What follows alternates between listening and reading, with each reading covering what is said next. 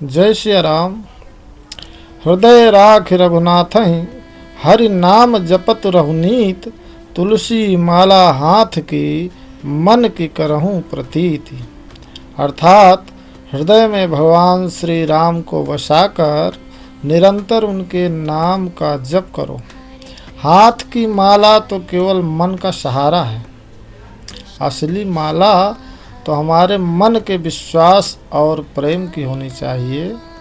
अक्सर जब हम शांति या ध्यान की तलाश में होते हैं तो हाथ में माला थाम लेते हैं, लेकिन क्या हमने कभी ये सोचा है कि यह माले की जो संख्या है 108 ही क्यों होती है? 109, 110 अथवा 100 क्यों नहीं होती? तो इसके पीछे कोई एक संयोग नहीं है, बल्कि गणित, ज्योतिष और आध्यात्म का एक गहरा संगम है। आइए इसे हम आसान भाषा में समझते हैं कि इसका विज्ञान क्या है, इसका आध्यात्म में महत्व क्या है। इसका वैज्ञानिक और आध्यात्मिक दोनों कारण हैं। हमारे ऋषि मुनियों से बढ़कर कोई वैज्ञानिक तो हुआ नहीं, इसलिए प्राचीन ऋषियों ने ब्रह्मांड की गति को गहराई से समझा था। माला के 108 दाने इसी ब्रह्मांडी व्यवस्था का प्रतीक हैं। नक्षत्र और चरण, जैसे नक्षत्र भारतीय ज्योतिष में 27 नक्षत्र माने गए हैं। हर नक्षत्र के 4 चरण होते हैं। जब आप 27 गुणे 4 करते हैं तो योग कितना आता है? 108। संतों के मत में 108 को अष्टोत्तर कहा जाता है। इसे समझाने के लिए एक ही बहुत ही प्रचलित पद है, जैसे नक्षत्र 27 भले, चरण 4 सोधार, अष्टोत्तर 100 की बनी माला प्राण आधार। अर्थात 27 नक्षत्रों के 4 चरणों को मिलाकर 27 गुणे 4 बराबर 108 जो माला बनती है, वह पूरे ब्रह्मांड का प्रतीक है। इसे जपना अपने प्राणों को ईश्वर से जोड़ने के समान माना गया है। इसका वैज्ञानिक और आध्यात्मिक दोनों कारण हैं।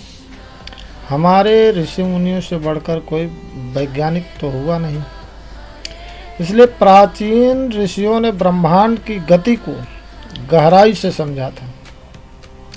माला के 108 दाने इसी ब्रह्मांडी व्यवस्था का प्रतीक हैं। नक्षत्र और चरण, जैसे नक्षत्र भारतीय ज्योतिष में 27 नक्षत्र माने गए हैं।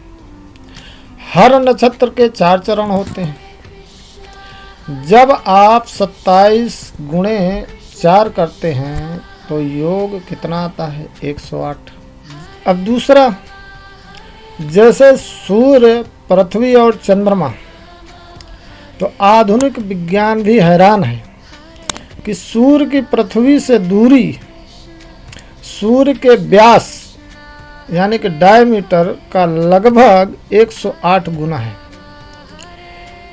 इसी तरह चंद्रमा की पृथ्वी से दूरी भी चंद्रमा के व्यास से 108 गुना है।